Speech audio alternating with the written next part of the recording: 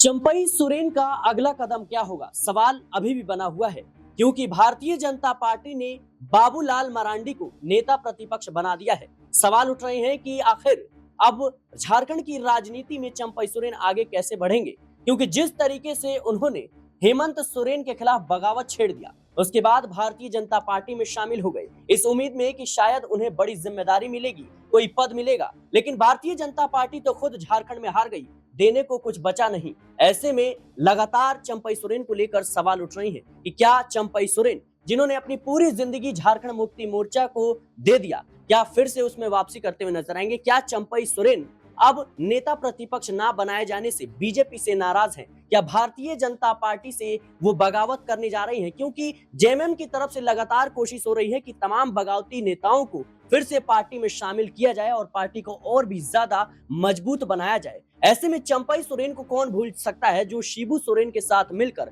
झारखंड की स्थापना में, जेएमएम की जो पार्टी है उसकी स्थापना में महत्वपूर्ण भूमिका निभाई और बड़े पदों पर रहे। लेकिन कोल्हार के टाइगर एक बार फिर से कहीं ना कहीं अब सुर्खियों में आ गए हैं इस लिहाज से क्योंकि माना जा रहा है कि वो झारखंड मुक्ति मोर्चा में वापसी कर सकते हैं, हेमंत सोरेन से हाथ मिला सकते हैं। और इतना ही नहीं, लगातार जेएमएम की तरफ से यह भी दावा किया जा रहा है कि उन्हें राज्यसभा भेजा जा सकता है, क्योंकि मुख्यमंत्री पद से इस्तीफा देने के बाद वो नाराज थे और भारतीय जनता पार्टी ने उन्हें जिस तरीके से उकसाया और कहा कि आपका कहीं ना कहीं अपमान हुआ है। ऐसे में जेएमएम की तरफ से लगातार दावे हो रहे हैं कि क्या अब चंपई सोरेन को दबा दिया जाएगा? क्या भारतीय जनता पार्टी चंपई सोरेन को आगे कोई भी मौका नहीं देने जा रही है? अगर ऐसा है, अगर भारतीय जनता पार्टी चंपई सोरेन को सम्मान देना चाहती है, तो फिर उन्हें किसी बड़े पद पर क्यों नहीं भेजना चाहती? क्यों उन्हें नेता प्रतिपक्ष नहीं बनाया गया और क्यों उन्हें नजरअंदाज किया जा रहा है? ये सवाल लगातार बन रहे हैं। न्यूज रूम में मेरी सहयोगी नाजमीन मौजूद है,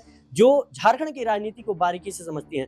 नाजमीन, जिस तरीके से लगातार जेएमएम की तरफ से ये कवायद तेज है कि चंपई सोरेन या फिर सीता सोरेन जैसे जो नेता, बड़े नेता जो जेएमएम को छोड़कर चले गए, उनको वापसी करवाया जाए और उनको बड़ी जिम्मेदारी दी जाए। क्या लगता है आपको कि अब नेता प्रतिपक्ष बाबूलाल मरांडी को भारतीय जनता पार्टी ने बना दिया है, चंपई सोरेन वापसी करते हुए नजर आएंगे? देखिए, अगर हम बाबूलाल मरांडी की बात करें तो झारखंड के वो पहले मुख्यमंत्री भी रह चुके हैं और इससे पहले भी नेता प्रतिपक्ष की कमान वो संभाल चुके हैं। बेशक कुछ शर्तों के आधार पर उन्हें नेता प्रतिपक्ष के पद की जिम्मेदारी ज्यादा समय तक नहीं सौंपी गई थी, लेकिन इस बार तो बाबूलाल मरांडी का नेता प्रतिपक्ष बनना तय माना जा रहा था। एक आदिवासी चेहरा, एक ऐसा चेहरा भारतीय जनता पार्टी को चाहिए था जो सदन में विपक्ष की आवाज को उठा सके। तो ऐसे में नेता प्रतिपक्ष के चयन पर अगर बाबूलाल मरांडी के नाम पर मोहर लग जाती है तो भारतीय जनता पार्टी से यहाँ पर ये सोचने वाली बात नहीं है कि चंपई सोरेन का अपमान कर दिया या चंपई सोरेन को छोड़ दिया। लेकिन जेएमएम की तरफ से ये बात कही जा रही है कि जिस तरीके से मुख्यमंत्री पद से चंपई सोरेन से कहीं ना कहीं इस्तीफा लिया गया, उसके बाद बीजेपी लगातार दावे कर रही थी कि भाई चंपई सोरेन का अपमान हुआ है। लेकिन अब भारतीय जनता पार्टी ने खुद उन्हें नेता प्रतिपक्ष नहीं बनाया और चंपई सोरेन भी इन दिनों चुप नजर आ रहे हैं। तो कहीं ना कहीं जेएमएम का ये कहना है कि अगर चंपई सोरेन का सम्मान कह सकते हैं कि बीजेपी करना चाहती है तो उन्हें या तो किसी राज्य का राज्यपाल बना दिया जाए या फिर कहीं ना कहीं उन्हें राज्यसभा भेज दिया जाए। और जेएमएम की तरफ से लगातार ये ऑफर दिए जा रहे हैं कि उनके बेटे को विधायक बना दिया जाएगा उन्हीं के सीट से और उनको राज्यसभा भेजा जा सकता है। क्या लगता है आपको कि ये दुविधा कहीं ना कहीं चंपई सोरेन के सामने है? देखिए, ये बातों में कहना तो आसान लगता है, लेकिन अगर हम इसे राजनीतिक तौर पर देखें तो एक लंबा प्रोसेस नजर आता है। इससे पहले अगर चंपई सोरेन की बात करें तो वाकई आपने सच कहा कि जहां झारखंड मुक्ति मोर्चा में मान सम्मान और पद मिला, तो वहीं चंपई सोरेन भारतीय जनता पार्टी में अपने मान सम्मान को भी खोते हुए नजर आए और कोई भी पद हासिल नहीं कर पाए। देखिए, आदिवासी बहुल्य सीटों की बात करें तो भारतीय जनता पार्टी सिर्फ और सिर्फ एक आदिवासी सीट को जीत पाती है, वो भी चंपई सोरेन की सीट होती है और चंपई सोरेन वहां से चुनाव जीत पाते हैं। लेकिन देखा जाए तो भारतीय जनता पार्टी चंपई सोरेन को बीजेपी में इसलिए लेकर आई थी ताकि उनके जरिए झारखंड मुक्ति मोर्चा को चुनाव में हरा सके एक बड़ा चेहरा चंपई सोरेन माने जाते हैं। आपने वाकई कहा था कि झारखंड के टाइगर के रूप में कहे जाते हैं। झारखंड मुक्ति मोर्चा की जब स्थापना हुई थी, या कहें कि बिहार से जब झारखंड अलग हुआ था, तब बड़ा योगदान शिबू सोरेन का यहाँ पर चंपई सोरेन ने दिया था। और उस योगदान का अगर हम बात करें तो हेमंत सोरेन ने कर्ज अदा भी किया था, जब चंपई सोरेन को जमीन से जुड़े हुए घोटाले मामले में जब वो खुद गिरफ्तार हुए तो चंपई सोरेन को मुख्यमंत्री पद सौंप कर गए थे। और चंपई सोरेन ने मुख्यमंत्री पद पर बैठकर जिम्मेदारियों को निभाया। और हेमंत सोरेन ने बकायदा जेल से उनकी तारीफ की थी कि उनके बिना अगर कोई मुख्यमंत्री पद को बखूबी संभाल पा रहा है वो चंपई सोरेन है। बल्कि कल्पना सोरेन को भी मुख्यमंत्री बना सकते थे, लेकिन उन्हें चंपई सोरेन पर भरोसा था। लेकिन चंपई सोरेन को ये लगा कि जेल से रिहा हुए तो कुर्सी वापस उन्होंने ले ली, मुख्यमंत्री पद छिन गया तो अपमानित हो गए। बीजेपी में जाते हैं और कहते हैं कि मैं कोई बच्चा थोड़ी हूँ कि अगर कोई कुछ भी बोलेगा और मैं मुंह उठाकर चला जाऊंगा। लेकिन बीजेपी में जब भरे मंच पर केंद्रीय गृह मंत्री अमित शाह आपका नाम लेकर बुलाते हैं, आप कोई छोटे मोटे नेता नहीं हैं, आप राज्य के मुख्यमंत्री हैं। मुख्यमंत्री होने के नाते अगर देखा जाए तो आपका भी कद था, लेकिन जब पद से हटा दिए गए तो पूर्व मुख्यमंत्री हैं, लेकिन आपने राज्य को संभाला तो था। उस वक्त अमित शाह का उनका नाम लेकर उन्हें बुलाना भरे मंच पर, तो ये दर्शाता है कि सम्मान कहाँ मिल रहा था, अपमानित आप कहाँ पर हो रहे हैं। तो ऐसे में अगर झारखंड मुक्ति मोर्चा में जाते हैं तो तैयारियां बखूबी यहाँ पर हो सकती हैं कि चंपई सोरेन की विधानसभा सीट पर उपचुनाव में उनके बेटे को आगे किया जा सकता है।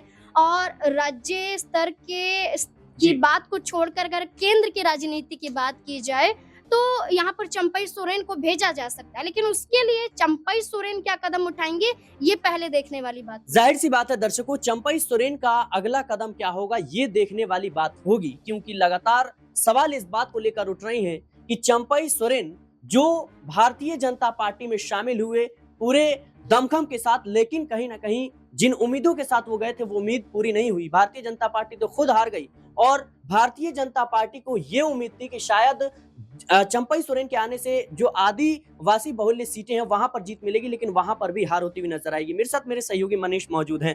मनीष, जिस तरीके से चंपई सोरेन को लेकर लगातार सवाल उठ रहे हैं कि बीजेपी में उनका अपमान हो रहा है, बाबूलाल मरांडी के रहते हुए उन्हें आगे नहीं बढ़ाया जा सकता, क्या लगता है आपको कि जेएमएम की तरफ से लगातार ऑफर दिए जा रहे हैं, अब वो मौका आ गया है कि चंपई सोरेन फैसला ले सकते हैं? जी बिल्कुल, यहाँ पर देखा जाए तो चंपई सोरेन झारखंड की राजनीति में एक बड़ा दबदबा रखते हैं। और यहाँ पर अगर झारखंड मुक्ति मोर्चा को बनाने की या यूं कहें कि झारखंड की नींव रखने की बात अगर यहाँ पर कही जाती है तो सबसे पहले नाम यहाँ पर शिबू सोरेन का लिया जाता है, उसके बाद दूसरा नाम जो है वो चंपई सोरेन का लिया जाता है।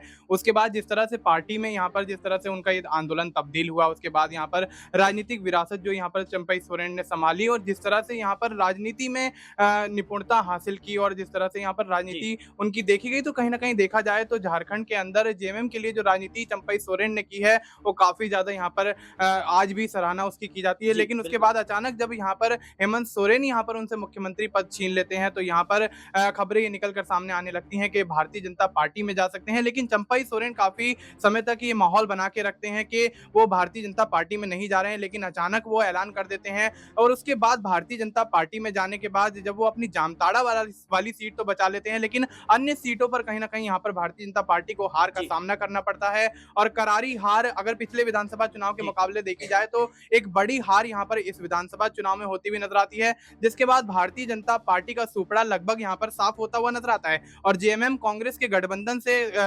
सरकार बनाती हुई नजर आती है राज्य के अंदर।